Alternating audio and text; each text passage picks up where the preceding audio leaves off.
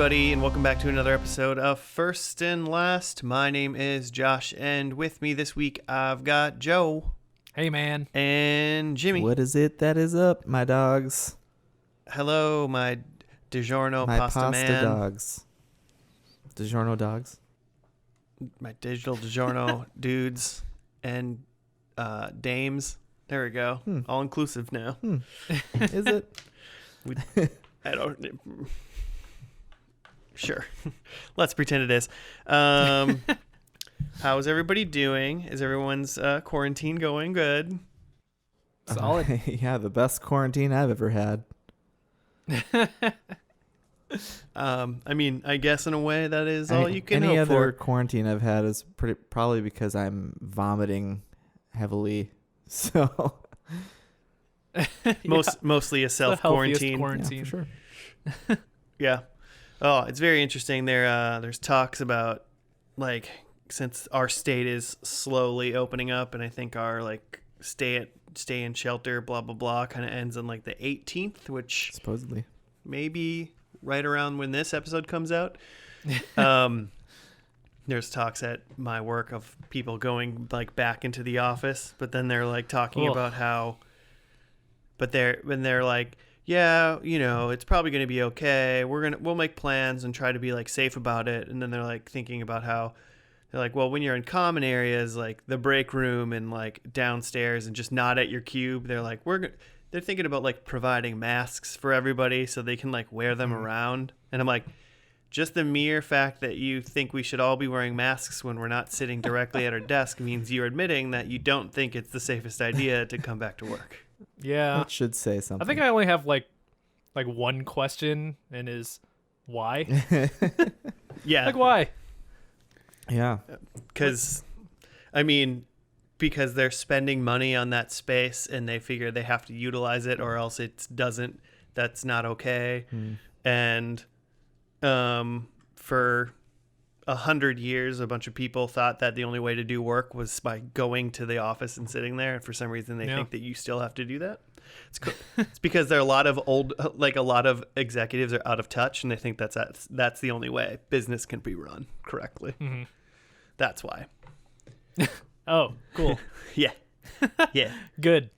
Well, this Nice. is First and Last, your number one TV quarantine podcast on the web, voted by us three as the number one. We only pulled 3 people, and it was us, and it came out number one. I actually voted for Binge and Purge.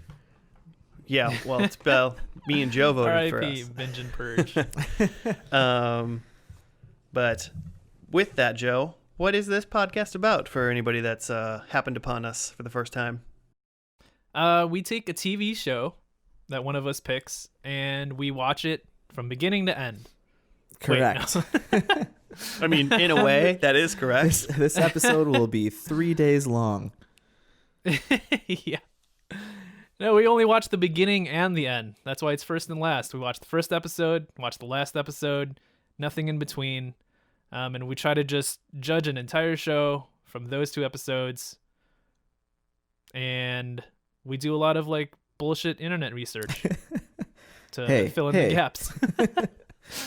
That's hard-hitting interrogations. I mean, I would kind of assume that pretty much all internet research is kind of bullshit research. Yeah, at this point. You're gonna hear a lot from Wikipedia tonight. That's right. IMDb trivia. And That's solely right. that. It's almost as if you could just do this at home. Along with us, not by yourself. We are the experts here. Question. What percent of these shows do you guys think you go back and watch any more of at all? What's 1 out of 25? I probably watch a full series ish of one show probably every season of the 25 episodes we do. Okay. Mm-hmm. I would actually, during quarantine in the past couple days, I've been watching through season 1 of Hannibal. So I've been Cool. Hannibal's my It's getting weird. last season's. Getting weird in quarantine. What? I mean, we're gonna get weirder tonight. Then maybe let's find out. But Yeah, if things get real, then you'll be prepared on like how to cook a human. Yeah, it's not like we're in quarantine because there's people running around eating people outside. No, That's not. Not yet. Yeah, that's I was correct. just asking. Not yet. I saw one of those like Facebook things go by that was like 100 TV shows, and you were supposed to check whether or not you're supposed to check each show if you'd watched at least 8 episodes of it. And I did not have a lot on that. It's like, I'm on a TV podcast, and I've not watched 8 episodes of most of this shows. I've watched 2. You are on a TV podcast. You are on a TV podcast that specializes in watching specifically 2 each TV show. If it said 2, I would have scored pretty high. Yeah, you would have probably done great. Well, speaking of what 2 episodes of a show we're watching today, speaking of when this podcast episode will probably come out at this point, because of quarantine, we will unfortunately not be watching the finale of Supernatural because that show production was put on hold because the world hates me and does not want me to finish that show. Yeah. So, I figured, you know what? I guess we need some sort of monstery type show, at least for now, to, quell my urges for a bit. And so I decided that tonight we are going to watch Penny Dreadful. Huh. Is that... It sounds Joe, you British. look confused. Is that the Netflix... Was that a Netflix show? So or am I thinking of something else? So it was originally on Showtime, and it's a British American horror drama television series. It went for 3 seasons and had 27 episodes in it, and stars such as Josh Hartnett were in it. Really? So Josh Hartnett. Yep. And he's awesome. So I'm excited about that. One thing about this show that's kind of funny is I didn't really know what Penny Dreadful was per se until I saw it and went, oh yeah, that show.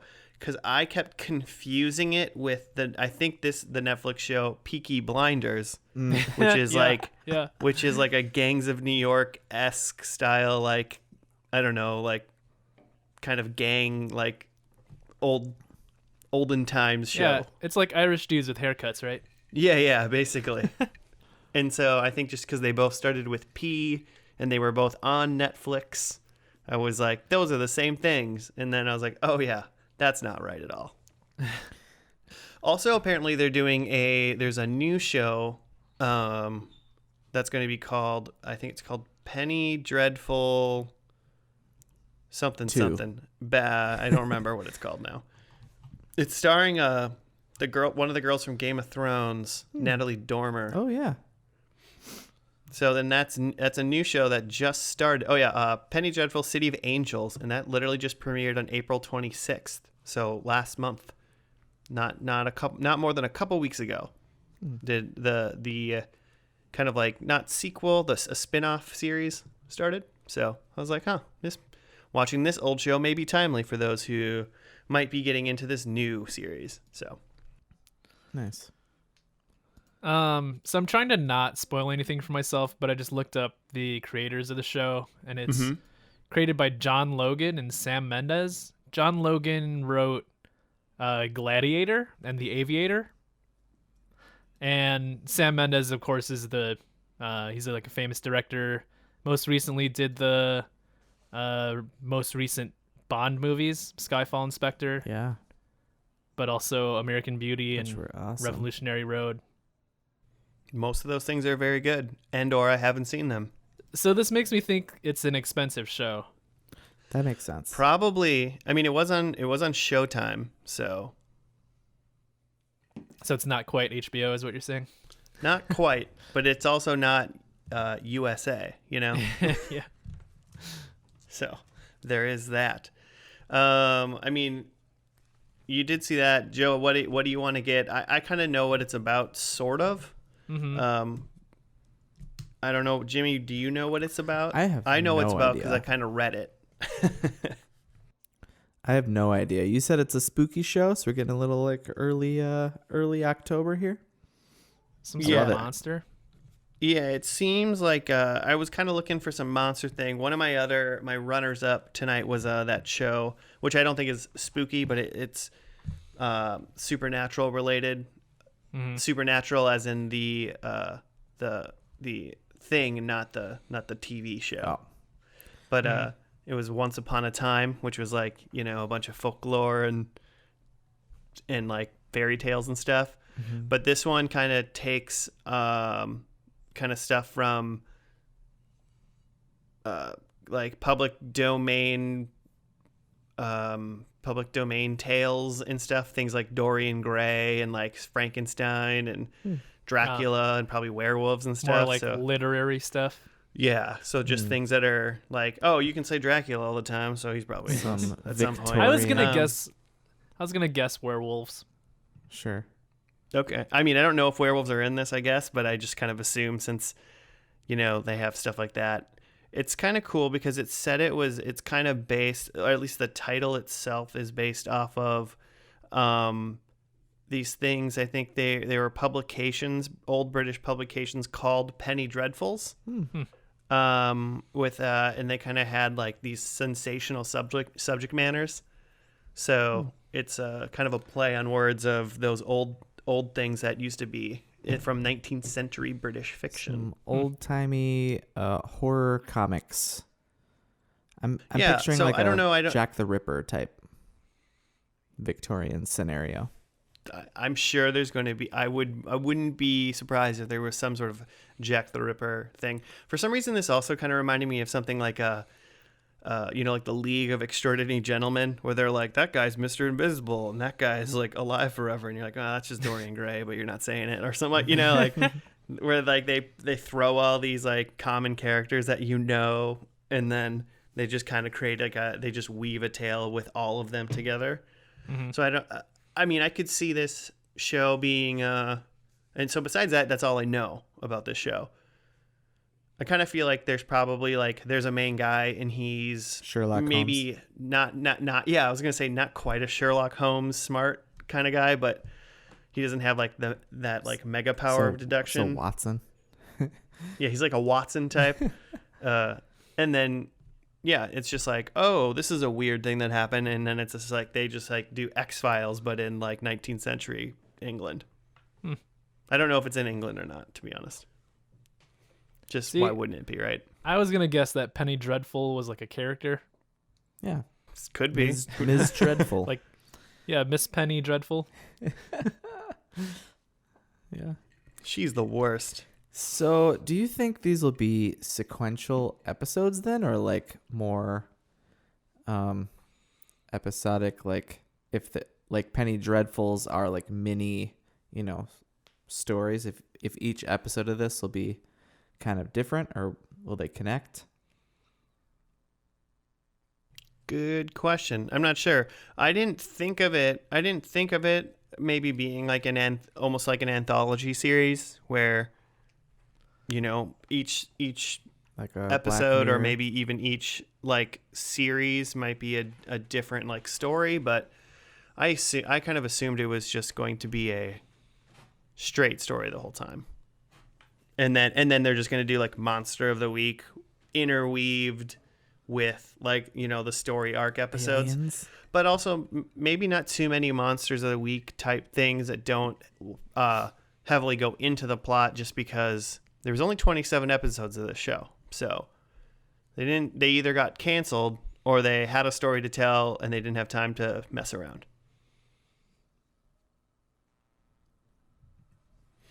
Yeah. Let's do it. I mean, is that it?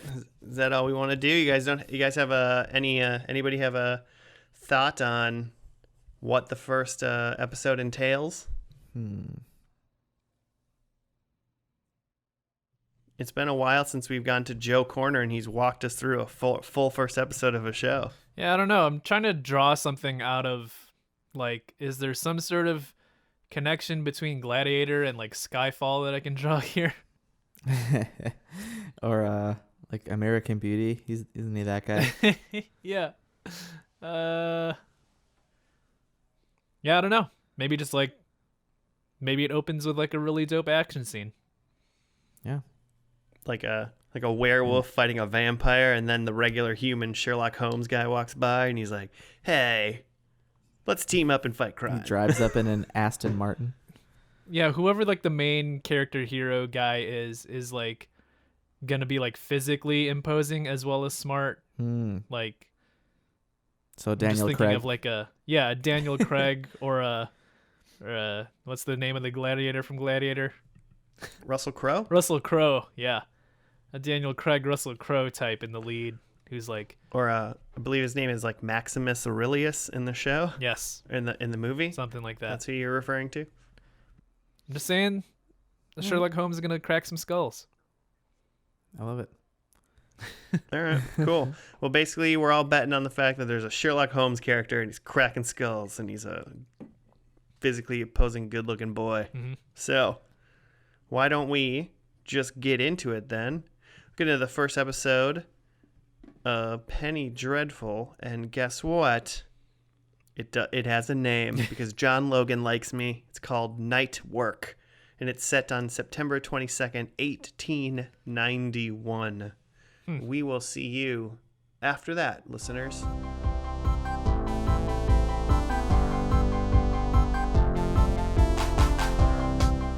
And we are back. We are done with the first episode of Penny Dreadful called Night Work.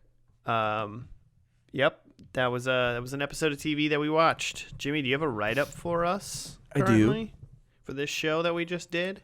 I do. So this was May 11th, 2014. Night Work. The episode opens in Victorian England in 1891 with the brutal abduction of a woman and her daughter, who are later found mutilated and dismembered.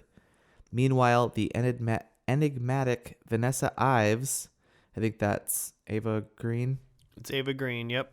enlists the skilled marksman showman Ethan Chandler, which is Josh Hartnett, to do some night work.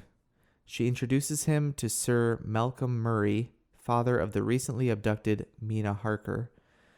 The trio infiltrate a vampire nest in search of Mina. They find and kill a vicious vampire, later enlisting Victor Frankenstein to examine it. The autopsy reveals hieroglyphs etched beneath its skin, which are later found to be from the Egyptian Book of the Dead. Ethan, overwhelmed by the new world opening before him, takes his payment and leaves Vanessa and Sir Malcolm's service, but is later tempted to return. In his laboratory, Frankenstein brings to life a dead body. And they have a touching moment. And that's the end. Very strange. Very strange show. I liked it.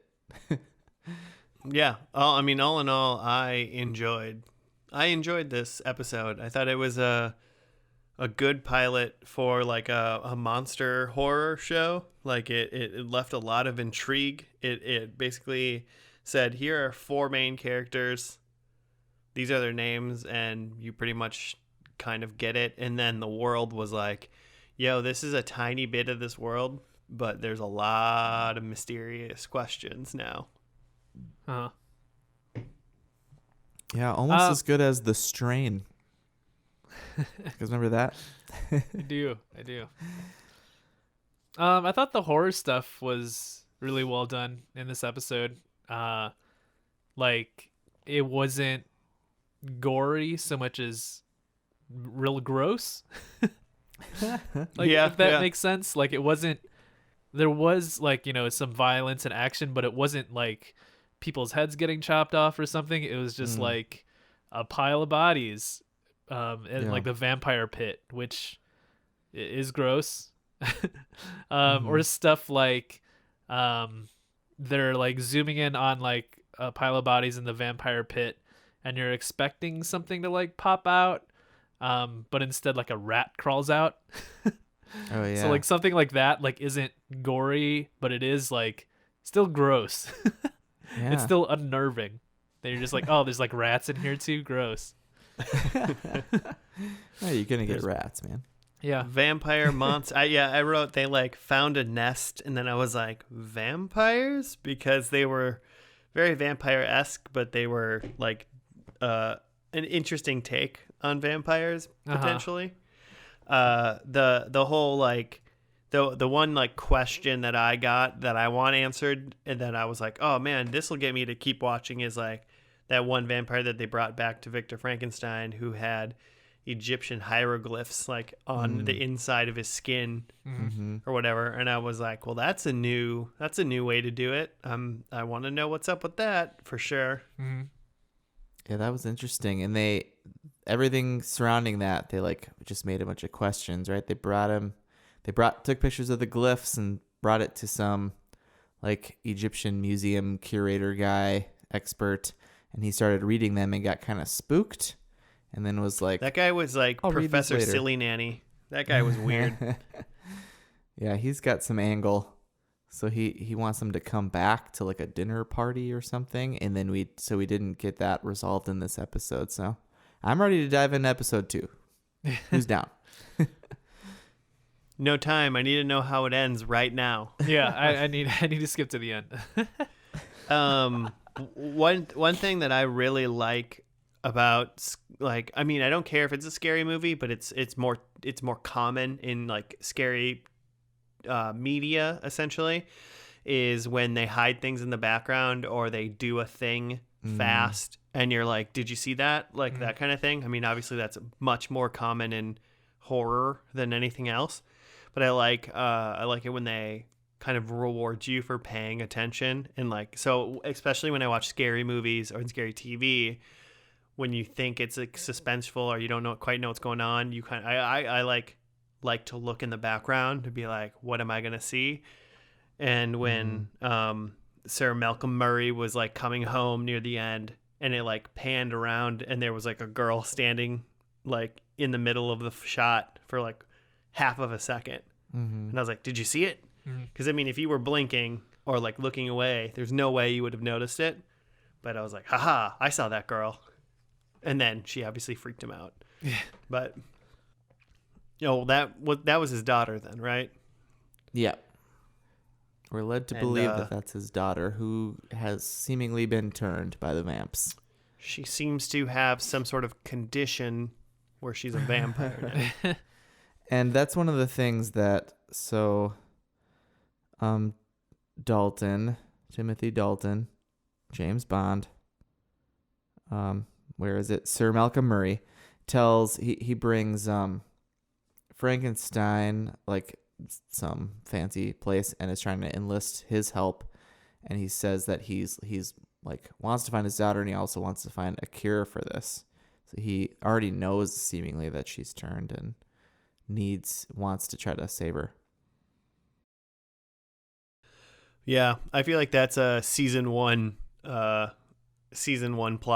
I don't think his daughter is a big deal come 26 more episodes when we're at the end of season 3. But I will say that to Joe's thing, Timothy Dalton did put like a meat hook through a vampire's face early on in this episode. It was a little gory. Yeah. It was pretty quick though. Joe, does gore to you imply like movement then? Like if it's still and bloody, is it that just gross? But when it's moving, heads cut off, blood flying, then that becomes gore? Yeah, I do think that, there's a difference between you seeing the aftermath of like a violent event and you seeing the actual violent event. Yeah. I mean, yeah, there's definitely a difference. There was a lot of panning around like guts, entrails, I guess, in this show. Ugh. Yeah. Good times. I thought it was good sets. Like, I mean, yeah, I definitely, especially this pilot or this first episode, I was like, yeah, this show's probably pretty expensive to make because everything was pretty grand. And then when they were in the vampire nest or whatever the heck that gory place was, like, there was a lot of detail. Like, everything was very intricate and gruesome. So, and I'm sure that's not cheap. It wasn't just ketchup everywhere, you know? Yeah, it's at least A1 barbecue sauce. Yeah. High They quality. don't mess around with cornstarch Yeah. and food dye. A1. I think it was a good call to like have Josh Hartnett as an American character in this show, and also like kick off the show with him. The show starts with that scene of the woman and her daughter getting abducted, but then after that, like the first characters we meet is Josh Hartnett doing his old like Western show. Yeah. And yeah. I just In think, the middle of London. yeah, like he's clearly supposed to be like the audience avatar to all like the supernatural stuff, and also just like him being an American like kind of helps in a weird way, I feel like. Well, yeah, and I don't know how it works necessarily, but this show, like they kind of said that it was created for Showtime and Sky, and so Showtime's US based and Sky TV is a British like channel. So it was like a US British like conglomerate, Yeah. essentially, that they were doing it for. So I do like that. Obviously, this is based in like London or wherever they are, right? It's London. Are they in London? Yeah. The only city. It's based. Yeah. It's based there, but they were like, okay, well, I mean, you know, we're trying to get the American audience to watch, so let's plop somebody down that can relate to them and Yeah. make that guy be the person that's going to find everything out. So, I mean, it wouldn't work if it was just like Vanessa Ives and like Malcolm Murray, and they were like, we're already investigating and we're into this. Yeah, They need that, that'd like, be tough. yeah. Interesting that I was very surprised that the Dr. Frankenstein guy, who is a main Romulan guy from the new Star Trek Picard show, by the way, if people are interested in that. I want to go to there. I didn't realize, and I don't know if they said his name earlier, but until like he was essentially like upstairs with like 5 minutes to go in his like attic laboratory, I didn't realize that. I didn't know he was Victor Frankenstein until then. Yeah, I don't think Did they say that? I don't think so. When they were in the when they go to him originally with the body, they go to this like it's like an underground cadaver lab thing, like black market morgue, and then they go to this guy and he says, "I'm busy, go to my assistant," and then they walk in on him, but I think he's just referred to as the assistant, and they never say his name until you realize at the end, just for sure, if you didn't already know. Right. Yeah. I mean, I feel like anybody that's at all familiar with Frankenstein's story, which is what 99% of the world, right? Most babies. Like the minute like the he gets into his like upstairs laboratory and you see like the table in the middle and the dead body there, you're like, oh, that's Frankenstein. Like, you know. Would you call that actually, dead giveaway? Most people, I hate you. Thanks. Most people actually probably said that's Frankenstein, and they meant the dead body on the thing because they don't understand that is Frankenstein's monster and that other guy is Frankenstein. But well, now the kids know who listen to our Yeah. podcast. But I was surprised that they threw him in so quickly. Like, if even I didn't know he was going to be in this show at all, but I'm surprised that they were like, okay, you have vampires and blah, blah, blah, and then you have this, and then all of a sudden they're like, oh, also, this is Frankenstein. And you're like, oh, dang, okay, yeah. We're ramping up already. A young Frank, early in his career. That was interesting. I thought, if anything, he would have been more a bigger character, like Josh Hartnett would have been. Yeah, I mean, yeah, I do like, though, that they're using somebody like Josh Hartnett as, like, he's not a Frankenstein, Van Helsing, I don't know, Dorian Gray. Like, he's not, like, a thing that people know already. He's just, like, the new person. Yeah. Oh, yeah, I mean, I guess. Maybe he is fucking Van Helsing now that I say it. But, like, But as of right now, his name's Ethan Chandler, and he's just an American dude in Europe that's like, wait, what the fuck was that thing? If you rearrange the letters in Ethan Chandler, it spells out Van Helsing. It spells out Frankenstein's monster. It does not. You know what's kind of funny? I just realized. So Josh Hartnett is in that movie that Josh loves. Oh, Lucky Number 11? Lucky Number 11. And in it, him and Lucy Liu have a debate about who the best James Bond is. And they both say a random person. And then they're both like, no, I'm just kidding. Let's do it again. And then they both say Timothy Dalton. Yes, they do. Who is Sir Malcolm Murray? Is Sir Malcolm Murray someone we should know? I don't think so, A but character from I'm not lore? sure. Yeah, I don't believe so, but I'm not Or sure. Vanessa Ives? No, I think I think those are original characters, but obviously I could be mistaken. I kind of pegged him at. Have you seen the League of Extraordinary Gentlemen? That's what I took. Yeah, I think did so? take him as that too. I took him as The Sean Is it Connery Sean character. Connery? the Sean Yeah. Connery. Yeah. Who like I agree with you. I don't really Joe. know if Just a that's a different character, Bond. but it's just an old guy who like is investigating weird shit. I don't know that that's necessarily the same character, but Yeah, I made the it's connection. a different Bond. Yeah. And also, Ava Green In the Bonds. is Vesper Lind in Casino Royale, who's like the Bond chick, the first ever Bond girl in the first book, Casino Royale. Sean Connery's character in League of Extraordinary Gentlemen is named Alan Quartermain. Just so you know. Not the same guy. Not even knighted. Or maybe it's Quatermain. There's no R in the quarter part of his name, so it's Quatermain. Cool name. So we'll watch it after this. Cool name. But I gotta when he invited Frankenstein to his explorers club, and they like were sitting in these massively ridiculous leather chairs. I was like, this is just literally the League of Extraordinary Gentlemen, isn't it? LXG. This is their club. So I don't know. The only other like thing that I was kind of wondering, and this is just like my like, I have questions now about the show, is Frankenstein's monster when he like woke up and they had like their moment at the end. Yeah.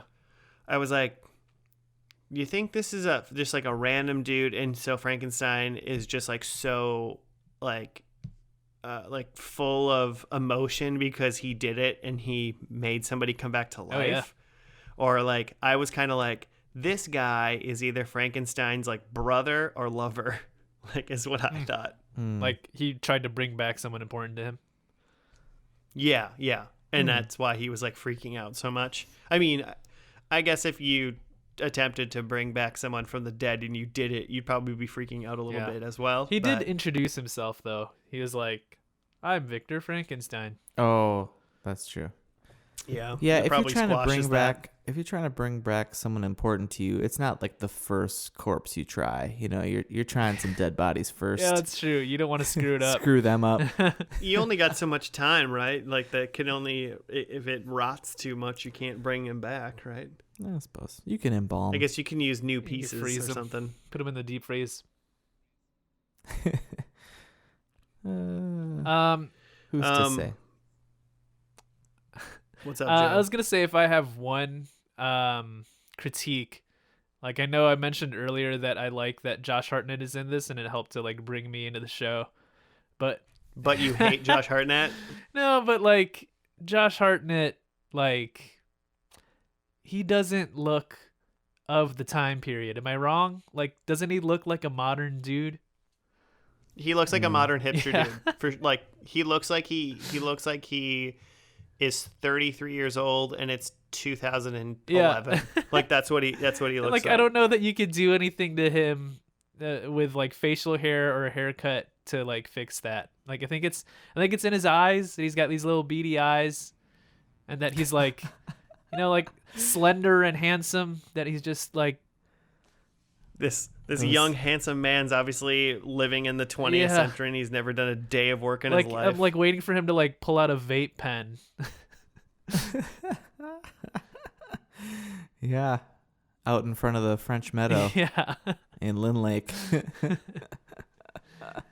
Oh man, I hope he's listening. Big fan of the show, Josh Hartnett. I love Josh Hartnett. I love the the faculty. idea that I love the idea that his like beady little hipster eyes are somehow an evolution of modern. People didn't look like that back then. 2011. This is why boomers think we're weak. Josh Hartnett is a great example. It's that bone structure. Beady little hipster eyes, pretty, and just being a beautiful A man. little too pretty for back then. Yeah, I'm with you though. He's too pretty. They could have like not conditioned his hair for a while or something. Yeah. It's a little too put together for, especially if he's trying to pull off like a American Western look. Should be way dirtier. Yeah. Yeah, I just like that Joe's number one critique of this episode is Josh Hartnett looks too good to be convincing. Yeah. Not convinced. I don't know. That guy's pretty good looking. I don't think he'd live back then. So, cool. Well, should we dive into predictions then? Oh, yeah. Joe, you should go first because you're on my top left in the Yeah, Zoom I'm chat. excited about mine. So yeah, as far as we know so far, Ethan, played by Josh Hartnett, is just the normal American dude who's good with guns. But I think he's secretly a werewolf.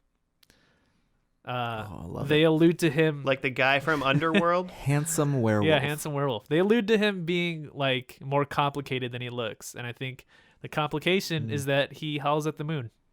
So he's a dog Yeah. monster. So yeah, Ethan, team werewolf. I like it. I think that someone in the finale refers to another character as Govna. Just think it's bound to happen. Oh man, Govna. You think there's some chimney sweeps in this last episode? I can only hope. It's classic folklore. So, and I was gonna say like that there's a sea monster, but then I was like, well, it's only like one step off. Why not go full octopus monster? Like, I'm gonna Bringing it back. predict an octopus monster in this finale. And then my last one is a little bit left field as far as my predictions. I think most of the characters they've been doing is like classic British literature monsters, but I think they just like dump all of that by the time we get to the finale, and it's full on aliens. Oh Like shit! sci-fi Okay, like, aliens. they go like Lovecraftian Yeah. almost. I mean, I'm into it. Yeah, just some Victorian X-Files. I like it. Yep. Just some like eldritch horrors. It would be good. I'd be into it. All right, I'm gonna do mine now. So number one, I think that they spent a lot of time with Josh Hartnett picking a tarot card, and they kind of focused on that. So I think, and he picked the Lovers card. So I think that the Lovers card makes another appearance. Yeah, that was the one plot point we didn't talk about, is that Ava Green is setting up. It makes him take a tarot card, and then they have their eyes lock. But then he runs away at the end. And then he runs away. My second one is just Dracula. Like, there's vampires. I mean, who knows? But if there's vampires, there's a master somewhere, and I assume he's in this episode, and I bet his name is Dracula. So, yeah. My third one is, I think George Lazenby makes it all the way to the end of this show, and You mean Sir Timothy Malcolm Dalton? Murray.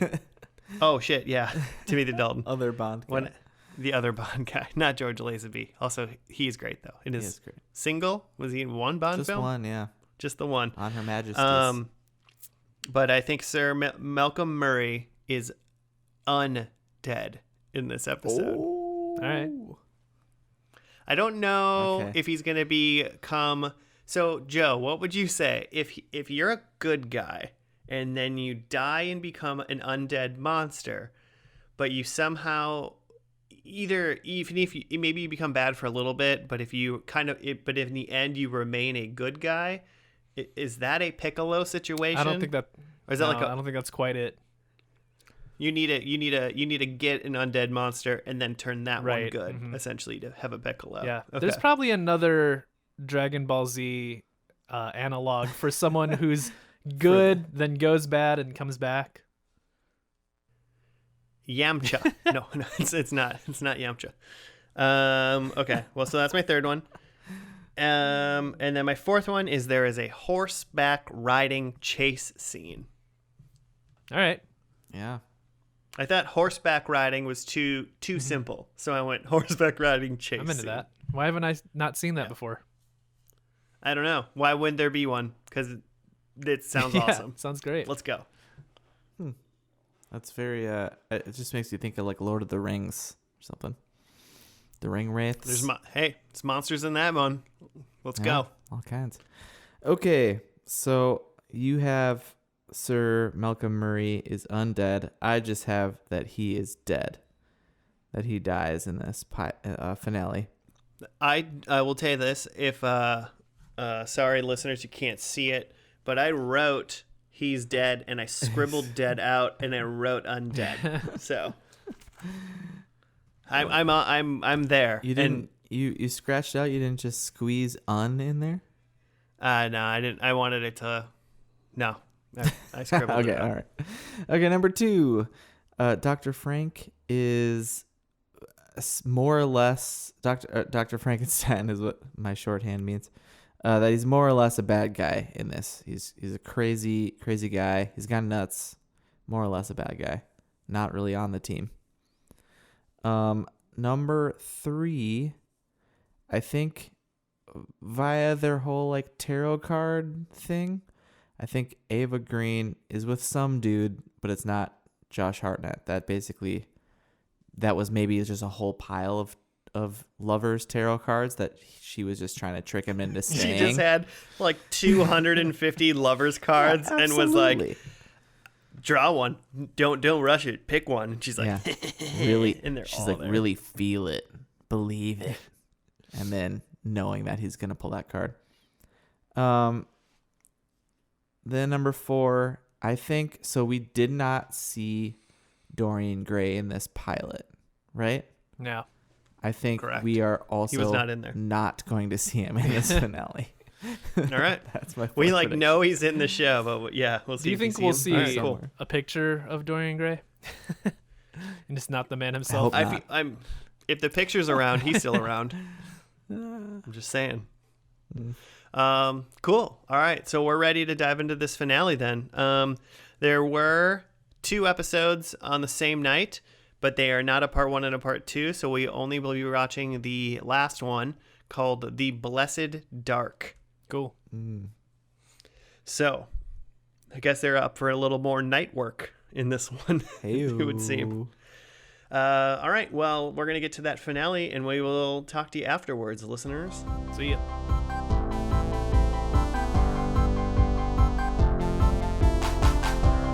And we're back. We are finished with the final episode of Penny Dreadful, entitled Blessed Night. Jimmy, do you have a write-up for us for that? Oh yeah, you want that? I want that right now. Okay, fine. Okay, here we go. Blessed Dark, June 19th, 2016. Dracula reveals to Vanessa that Ethan is prophesized as his only threat. Then Dr. Seward discovers from Renfeld the location of Dracula's lair. Lily leaves Dorian. That's the whole explanation of that whole scene. The creature's son dies, and his wife urges him to take the boy to Victor so that he may be resurrected. Sir Malcolm and the others head to Dracula's lair to confront him and save Vanessa. They fend off an attack by a large group of Dracula's children, but then Dracula himself subdues them. Ethan slips away and finds Vanessa. At her request, Ethan shoots her to end the darkness. Sir Malcolm, Victor, and Ethan consider their futures, and the creature places his son's body into the river, and Vanessa's funeral is held. The end. Literally. I the almost end. feel like for just funsies, we should just go over what you just read by like sentence by sentence. Yeah, that sounds fair. I mean, literally, it's like, a sentence per scene. Yeah, I mean, kind of, yeah. Dracula reveals, what's so funny is like Dracula reveals to Vanessa that Ethan is prophesied as his only threat. I feel like that was like almost all on the like previously on section of the show. We could even stop at like just the first word of that sentence. Dracula. Like, oh, Dracula's in this. Oh shit, it's Dracula. Yeah, by the way. But they call him something else. Alexander Sweet? Yeah, Dr. Sweet. I think he goes by different names. I looked up his thing on IMDb to see who he was. And his name's Alexander Sweet, and apparently in this show Dracula is the brother of Lucifer and is himself a fallen angel as well. Maybe that'll come into play in the spin-off. Right? So I mean, also a fun little take. I feel like this show in the first episode and now even in this last episode has done like fun little takes on these classic monsters that like people know. So it's cool. Like I've never heard, I don't think I've ever had a show or whatever piece of media be like, oh yeah, Dracula, he's an angel, you know? Yeah. So that's pretty fun. Next one is Dr. Seward discovers from Renfield the location of Dracula's lair. I'm assuming Dr. Seward was that like old lady who had the cane and was like tapping it on the ground. Yep. And Renfield was presumably that vampire boy or something. Yeah. Basically, they torture some random pale boy, and he tells them where Dracula is. Yeah. Some sort of vampire hypnotism that she does to this guy. Yeah, that was kind of fun. She's Sylvia Rossitano in 30 Rock. Oh, who is she in? Who is that in 30 Rock? Because I mean, she looked familiar to me, but I'm trying to like place her now. Sylvia, I don't know. She's in a couple of episodes. She dated Jack, right? Yeah. For like 3 episodes, just briefly. Well, isn't I'm thinking she's also in American Horror Story. I'm thinking of the wrong person, I think. But that's fine. It's really okay, guys. Okay. I think the person that I'm thinking of is not who you just Sylvia? said. No, I'm thinking of like Edie Falco, whoever she is in 30 Rock. Because that lady was obviously not her. Different person. Yeah, definitely. So, never mind. I don't know who that person is. I'm done. I'm done talking. Next one. Lily leaves Dorian. Yeah, don't know who that is. And that's Dorian Gray's only scene, right? Yeah. In this episode, yeah. That's it. Dorian Gray. He's in a... It was interesting because it seemed like... I don't know what you guys thought about that scene. I mean, obviously I had no idea who this Lily girl was, or I didn't even know what her name was. But I was like, oh, there's a ton of pictures on the wall. And to me, it seemed like he was like trying to tell her like she could also have a picture and like live forever like him. Yeah, yeah. Like, did you think that was kind of what was happening too? Yeah, he was trying to offer like you could come do this too, and she was like, I'm good. Yeah, peace out. So is he saying that he's a vampire then? You think? No, Dorian Gray's he's not a vampire. He I mean, okay, well, I don't know what he is in this show, I guess. For number one. They're all just vampires. And I'm going to do a poor job of explaining what he is technically in like lore of literature. Sure. In Oscar Wilde. Basically, from what you've seen from League of Extraordinary Gentlemen. Hey, I own the picture of Dorian Gray book. It might even be in this bookshelf behind me. Prove it. You said book at the end, and I thought you were going to say, I own a picture of Dorian Gray. It ages on my shelf. It ages. Yeah. But he's a dude, and there's a picture of him, and I don't know what the mysticism or magic about that whole thing is, but essentially, the picture of him ages, and as long as the picture basically remains intact and safe, he will always be like beautiful and young, because he's super duper vain. Sure, makes sense. But like in this show, who knows? And as far as I understand, like he doesn't have the ability to like paint pictures of other people and make them like him. Yeah. You know, like so that might be a new thing. I don't really see the drawback of that like story, right? Like Just being young I was like, you get a I was like, picture, oh, you stay young forever. Yeah, good. Oh, I paint a picture of you and you become a Highlander. Yeah, duh, I want that. Well, it Yeah, I want sounded that. like he said something to her like that, that she'd be giving up basically any sort of, she'd be giving up some grasp on reality or like being able to emote or like have any sort of. I mean, he said eventually that would happen. Oh. Essentially, like you'd become numb. You'd basically become numb from reality eventually. But it's like, I mean, I guess if you're alive for 300 years, probably. But couldn't you just like break the painting and then you'd be dead? I think that's how it works. I don't know, man. Here's I mean, Jimmy, cards on the table. Yeah. I'm going to paint a picture of you and you're going to live forever looking how you live right now. No, it's too late for me. If you would have said it 15 years ago. I mean, hey, you know what? The cards are dealt when the cards are dealt, and I'm dealing them now. All right. Like, sure. My ancient magic is working, and I can make you live forever starting now. And when you don't want to live forever anymore, break the painting. Also, just protect the painting. I mean, are you taking that deal? I feel like I'm taking that deal. I would just like to receive a painting of myself from you. So yeah, I'll paint you. I'll paint you. Also, Lily is Billie Piper. Do you guys recognize her? The name sounds familiar. She's in stuff. She was big, made big from the Doctor Who reboot. She was the first like Doctor Who companion of the reboot in the early with Christopher Eccleston. I still can't believe that you have not made us watch a single part of a Doctor Who yet. Well, isn't it still going? I should probably it is. know that. I don't know. I mean, I kind of would assume every single like sequence of a Doctor is essentially like almost a standalone Doctor Who. I mean, it's like a Power Ranger, right? It is. You know? No, it's not. I mean, it kind of. I've never really watched Doctor Who. It's probably one of the larger parts of nerdom that I've probably never actually it's great. been involved into. It's great.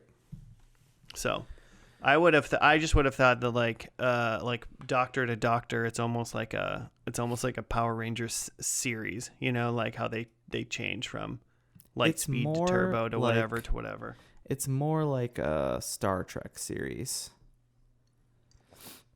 Right, and I would consider original series and the Next Generation and like Deep Space Nine all different, even though they're within the same universe. Yeah. Really, Star Trek is like a Doctor Who series because it predates. All right. All right. I'm falling asleep. Did you want to go on to the next thing? Yeah, what's the next? The creature's son dies. Oh, we'll do the creature's shit all together. The creature's son dies, and his wife urges him to take the boy to Victor so that he may be resurrected. And then also, the creature places his son's body into the river. Mm-hmm. The creature, by the way, according to IMDb, is in all 27 episodes of this show. Oh, so he is that guy in the first episode? So he's the guy from the first episode. Yeah. Wow, it did not look like the same dude. Yeah, he was much paler with hair. So. Dr. Frankenstein's monster is the creature. Yeah. Played by Rory Kinnear, who's also in the most recent James Bond movies. Yeah, he's in James Bond too. It's a kind of an interesting, like, this show's like, there's a lot of James Bond people in this show for some reason. Apparently, all the great British actors are, James Bond people. Is he British too? Our friends with Sam Mendes. Yeah, exactly. I'm interested in like the creature's arc. It seems like That's at least maybe in interesting. the beginning probably season, it's probably very interesting to see like how he coped. Like, was he a real person and he he resurrected, or did he use a lot of body parts and this is his own creature kind of thing? Like not like his biological son. No, well, just like how many, like when Frankenstein made him in this show, is that body like a pretty intact body, like it was a human before kind of thing, pretty recognizable, or did he use a bunch of different pieces and then this guy doesn't like remember nor like think he was the human past? Does that Sure. make sense? Yeah, because Frankenstein's monster traditionally is just like a bunch of random parts, right?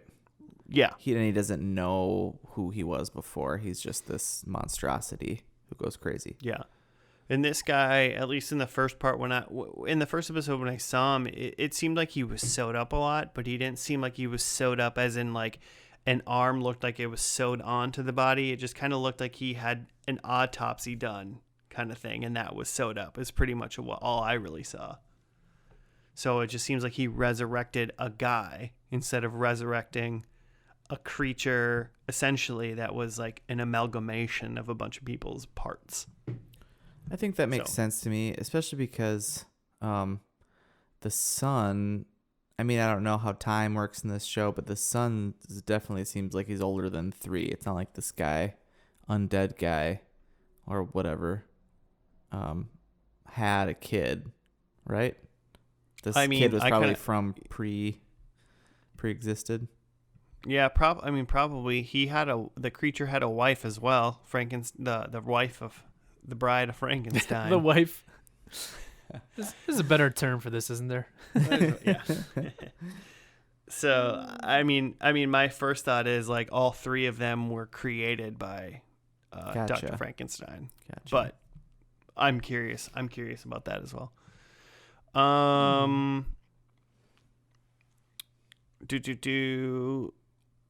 Sir Malcolm and the others head to Dracula's lair to confront him and save Vanessa. They fend off an attack of a large group of Dracula's, quote, children, but then Dracula himself subdues them. I just took a note that 4 people killed at least 50 plus, like vampires, potentially undead creatures, like Yeah. highly unlikely. Yeah. So you had Malcolm, Murray, Victor Frankenstein, old lady, Dr. Seward, and then random like Buffy chick who was just wielding It's knives. the Vampire Slayer. Yeah. I think Yeah, and like Victor doesn't seem very comfortable like holding yeah. a gun. Yeah, he doesn't. He's he kind of didn't just not, like bumbling through it. does not I think my belong there. first thought was like, why is Victor here? He's a doc. He's not a fighter. Yeah. He's a doctor, Jim. Damn it. Yeah. I don't know. So But yet he holds his own. No Yeah, casualties. Yeah, I found that pretty silly. I was like, all right, Sir Malcolm Murray is like, maybe in his prime was a good fighter, but like he's an old man. Like he should be going down. And they didn't So- bring Ethan. Ethan like shows up like at the end. They split up so Ethan could sneak in. So that brings us to the other part is Ethan Ethan slips away and finds Vanessa. At her request, he shoots her to end the darkness. Yeah. Mm-hmm. But not before a smooch. And also the Yeah. Lord's Prayer. Yeah. Yeah. It was all very strange. So, I mean, I assume that Vanessa was some sort of undead at that point, but I'm not sure. I mean, she had a lot of pale makeup on, for Yeah. sure. Yeah, she was turned of She some had kind. like from the beginning she had some sort of connection to like some sort of evil forces. But not quite sure what. Yeah. She was doing a lot of praying and kneeling, and there were a lot of spiders involved. Yeah. Mm-hmm. Yeah, she was seeing a lot of There was gross some- stuff for sure. Some dark magic. So yeah, so he shoots her. There's a lot of regret, and they pray. Like you do. Like young lovers should. Yeah. Also, so it's a thing that's not really hit up on in this episode per se, but it is like apparently prophesied that Ethan is like the only person that could potentially like threaten Dracula Right. Mm-hmm. or whatever. But in the previously on, it is definitely pointed out that Ethan is a werewolf of some sort. Yeah. And then in this episode, he's like arguing with like a Native American, Uh-huh.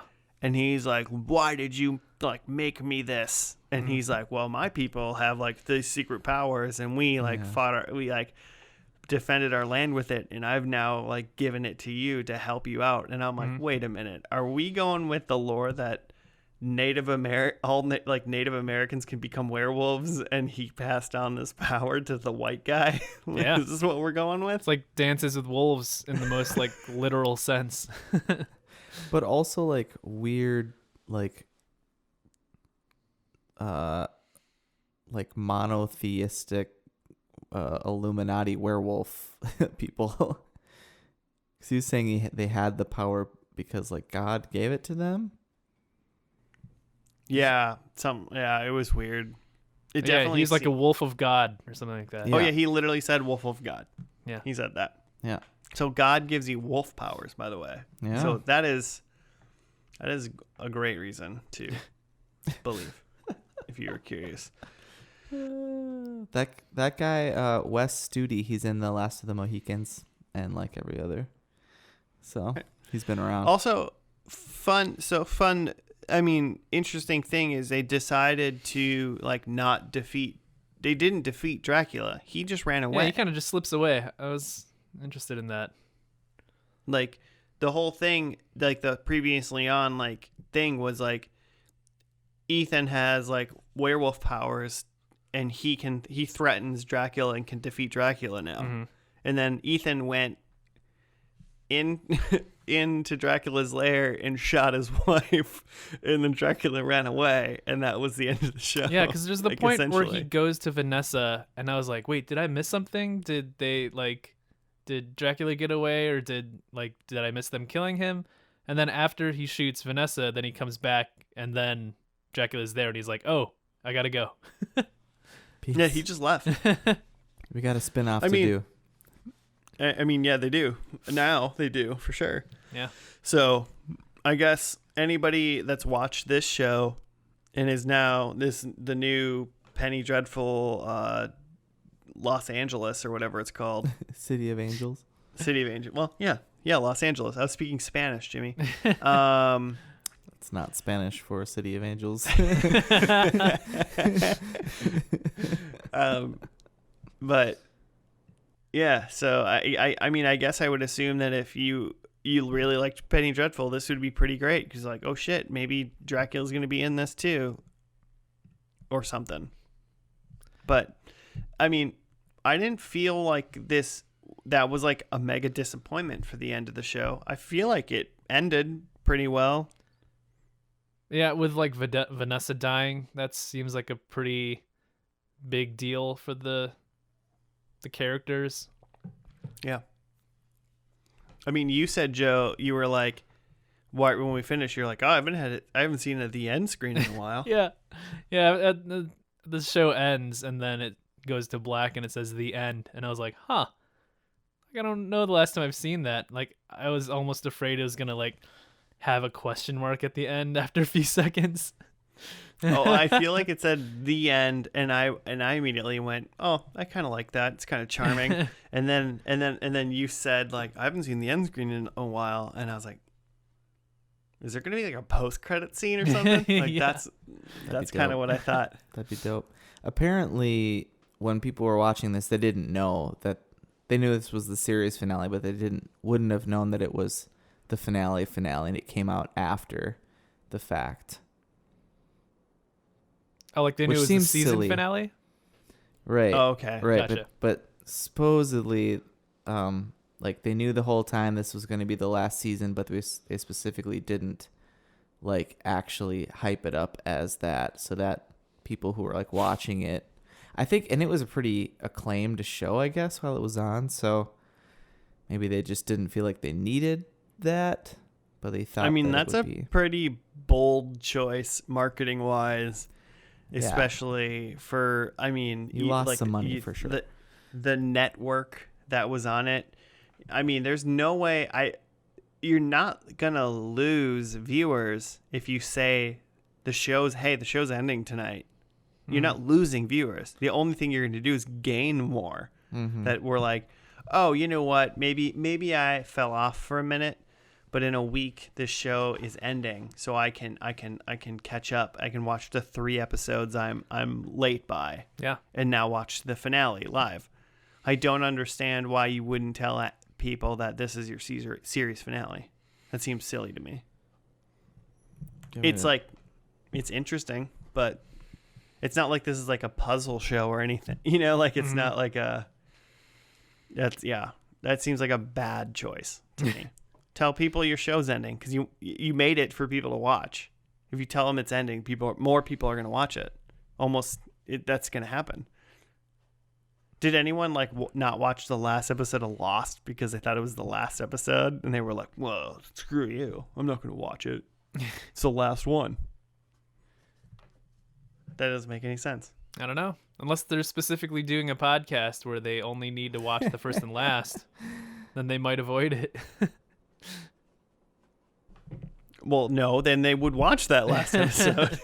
That's what I'm saying. More viewers. Yeah. The reasoning that Logan gives is not great. About not releasing the information until after the final season had completed. He thought it would be watering it down to make an announcement or to have fans know. Okay. What I hear is that guy's out of touch and is like too artistic for his own good, essentially. Or he's just completely lying. That like he was hoping it would get renewed, it didn't. So they Yeah. So in post they added the end. It was done a couple weeks and they were in contract negotiations and then they were like, "Dude, we're not renewing it. It's done." And he goes, "Put the end at the end. Just put the end down." I mean, yeah, that could be a good reason and he could be lying, but then like screw that guy for lying. You know, as well.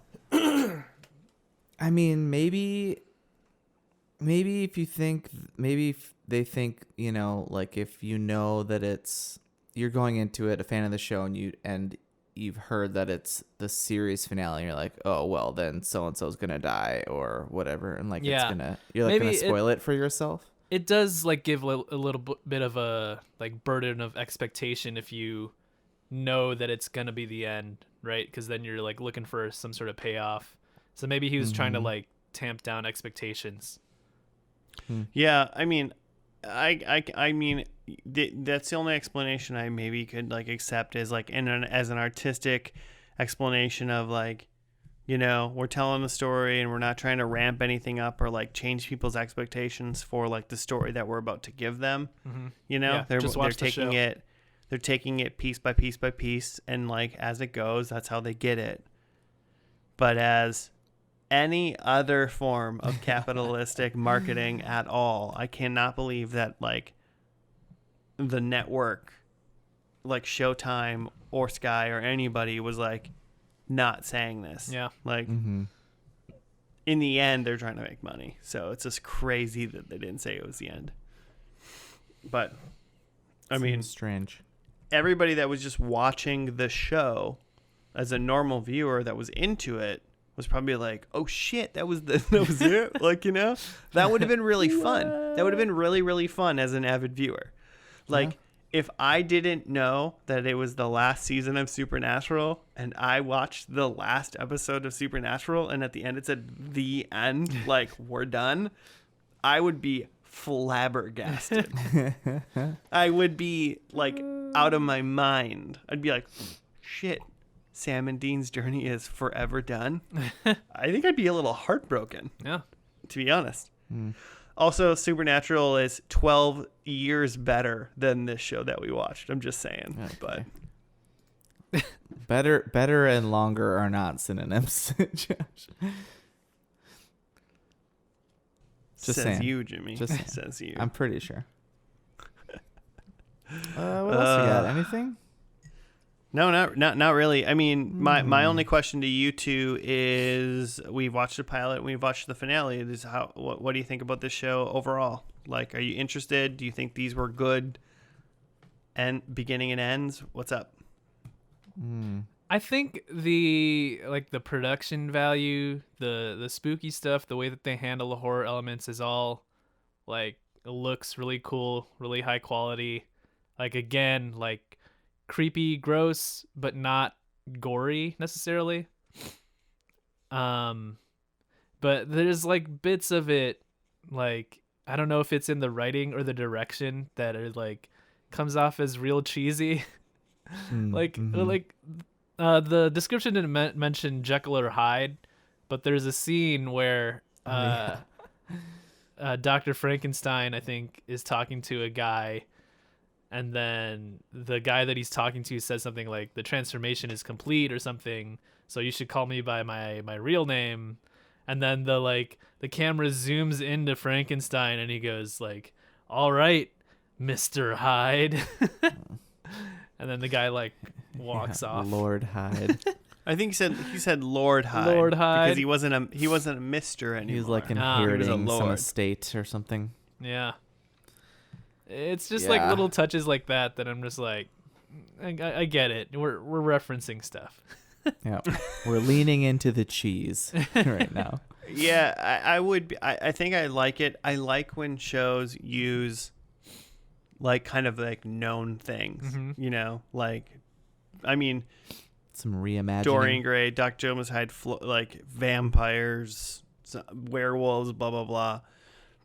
It's easy to jump into these things. It's easy to just essentially know what's happening or know what the basic lore is. And then you kind of figure out the twists of the show about those things as you go. So it walks a fine line of either being like just like cookie cutter, cheesy, kind of like dumb, or being like a fun spin on something you've heard about your entire life. Yeah. For the most part, I feel like this was a fun spin on a lot of those things.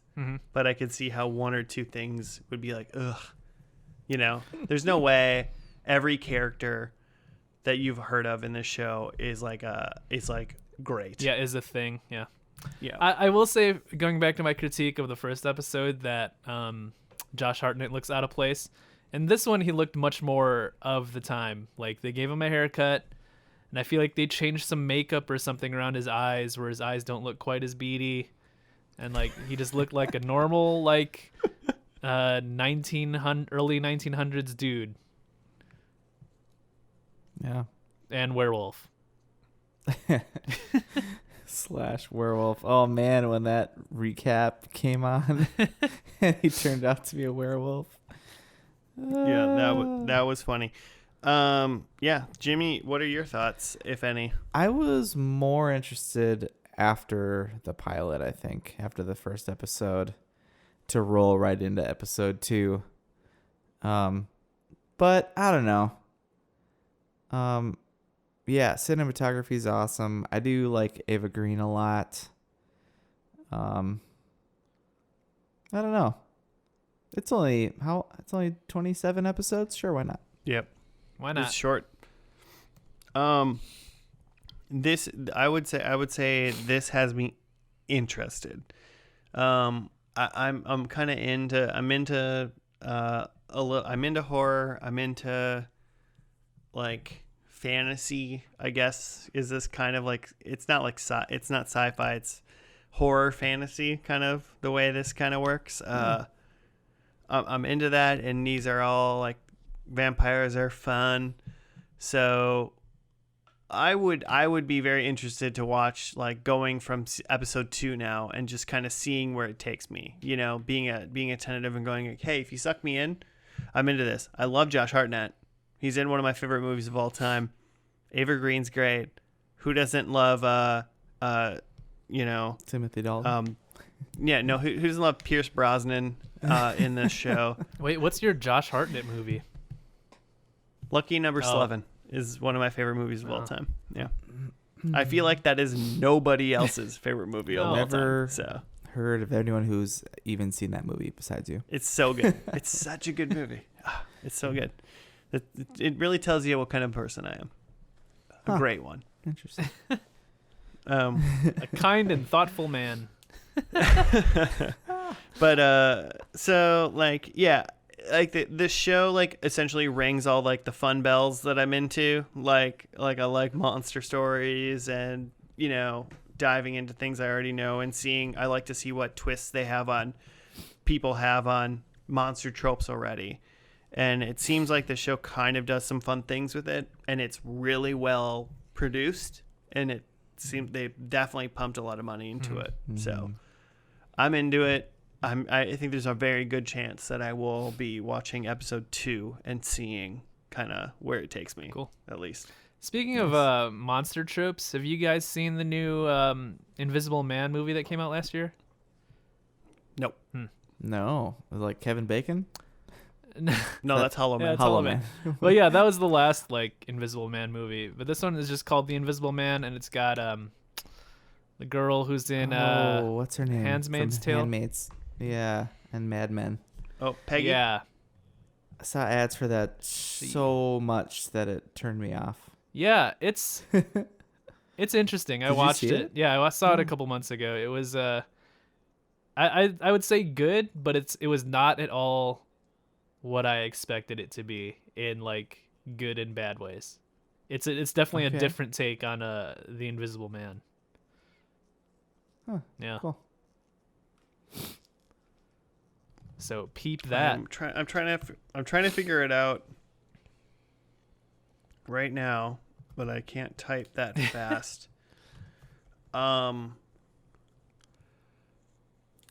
Is this true? Maybe it's not. Maybe it isn't true. Maybe I'm just being insane. For some reason, I had a thought, and I can't confirm it now. So I'm sorry, everybody listening, that was now gonna think I'm a dumb who didn't already think that. I guess. Gonna think, yeah. Yeah, if you didn't already. For some reason, I thought The Invisible Man and Invisible Man were, like, two different things. Like, there's a book. I think they're, like, two different books. One's definitely an H.G. Wells book. I think that's The Invisible Man. But for some reason, I thought there was a different book called, like, Invisible Man that wasn't H.G. Wells. Written by Kevin Bacon? No, that's Hollow Man. Hollow Man. Oh, I am right. Go screw yourself. Whoa. That's particular. Sorry, that's particular. Are you that's talking just straight to Kevin Bacon with that mouth? No, that's free. I'm talking to you, Jimmy. No. The Invisible Man is by H.G. Wells, and then there's another book called Invisible Man by Ralph Ellison. So they are two different things. So my curiousness is to Joe is, I don't think that's well known, and I'm wondering whether or not people think that potentially any movie or anything else called The Invisible Man, or whatever, if anyone knows what the actual source material for that is going into it. Yeah. I know, funny enough, I've read Invisible Man by H.G. Wells, by Ralph Ellison, and I have not read H.G. Wells' The Invisible Man. Oh, so get on it. So that's why I thought there was two of them, but I couldn't remember. So there are two different things, and they're very different stories. So if you learn anything from this entire podcast, listeners, it's read a book, because things can happen in them. It's like Deep Impact and Armageddon. Yeah, those are different. They're two different things. If one of them was called Deep Impact and then Armageddon instead's name was called The Deep Impact, would be Armageddon and the Armageddon. Yeah, Inferno. Armageddon. It was Armageddon starring Bruce Willis, and then whatever Deep Impact was called The Armageddon. Is that the Elijah Wood one? Yeah, Or is Elijah that Wood. a different one? Yeah. Okay. Nice. Remember But, that stream of films at like the same like 2 years? I was thinking about this like with this show, like were the 2010s just the year for the horror TV genre? Is that a thing? That it just like ran wild because like The Strain was right around the same time. I know I talk about it like every podcast. I mean, there was definitely a Motel, vampire Hannibal, craze. Hemlock Grove, that Netflix show. Yeah, Vamp. there was definitely a vampire craze for a while, and then there was essentially a zombie craze as well. So Well, yeah. I mean, I don't know if you Dead. could. Yeah, I don't know if you can necessarily say there was a horror Okay. thing, because I mean that's I think it's too broad, but there was definitely like vampires and zombies separately within their own pieces of the decade. In the last 20 years, I suppose, even that happened. But yeah, these horror things definitely go in phases. I don't know what's next. Trolls, maybe. Yeah, probably Justin Timberlake's Trolls. Probably Trolls worldwide. Predictions. Let's get into shit. that. Joe, you're first. Yeah, I had Ethan as werewolf, which was confirmed in the beginning. Yeah, you're lucky for that recap, dude. Yeah. You got saved by the recap. I had someone refers to someone else as governor, and I did not hear that.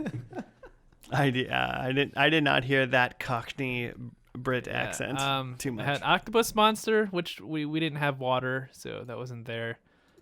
And aliens, which no sign of aliens either. So just the one for Ethan is a werewolf. Well, I mean, question. That's a solid one. Though. Are angels aliens? I don't think so. I think aliens What are from planet Mars. are they from? Specifically. I mean, also we didn't know that. We don't know that. We don't have a confirmation in this episode that he's Lucifer's brother or whatever. Who knows when that actually occurs or whatever. But Sure. that's a very, very deep question for a different podcast. It's I not suppose. canon yet. No. So 1 point, Joe. Just the one. All right. Well, number one, I had the Lover's card comes back, and I'll be honest, I really thought this was going to happen when he was in the crypt thing with Vanessa, and he shot her, and then they were talking, and he and both her and him, I think, said lover a couple times, and I was like, dude, pull the Lover's card out of your pocket or something. Like, I know you're carrying that shit around. I know it, but it didn't happen. My second one was just Dracula, and I was correct about that. So that's dope. Third one was incorrect on which main cast member was going to become undead. I said Sir Malcolm, and it was definitely Vanessa, or maybe Vanessa. She was very pale. I think she was undead. And then I said a horseback riding chase scene. There no horses in sight. Horses don't exist in this world, I guess. So no horses in London. No horses in London. I'll take my 1 point though. Okay, I had that Sir Malcolm died, but Vanessa died. I had Dr. Frank is a bad guy. Not so. He's still with the good guys. Ava is with someone besides Josh Hartnett, and that she tricked him. And that apparently did not happen. And we did see Dorian Gray, so I didn't get that point. So big old goose egg for Spaghetti Jim. Well, you can't win them all, Jimmy. You can't win them all. Maybe this just isn't your season. I'm not sure if I have a point yet. I don't have the standings in front of me, so I cannot confirm or deny. Are we good to go? This is a long one, guys. We had a lot to say about I feel like this. we've had This is long a- ones. Pod. What's that? I feel like Joe? we've had Quarantine long is really- ones. Yeah. Quarantine's mean- doing something. we miss human contact. So the minute we're actually talking on video chat, we're like, can we just talk for a got while? a lot of Yeah. things to say. I was gonna say we're just trying to get that extra content out for the people at home right now. It's I for the know, right? fans. Yeah, Yeah. that's what it's for. It's not for our full lack of human content and just want to be and just need to talk and have interaction. I just not miss that. you guys. We miss you, fans. All right, cool. Well, I guess that's it. We're done with this. We've completed Penny Dreadful. I thought it was fun. If you want to hit us up on the Twitters or on the Gmail, you can do that at FNL Podcast. You can leave show suggestions or, helpful, fun comments or, something mean, I guess, if you're feeling particularly spiteful on these days of turmoil that are upon us. Either way, that's how you can get a hold of us. If you're feeling ranky, you can also rate us 1 to 5 stars, because people say that those kind of things help, and we would appreciate it. But besides that, we will see you on next week's episode of First and Last. I appreciate you for listening. Thank you, and goodbye.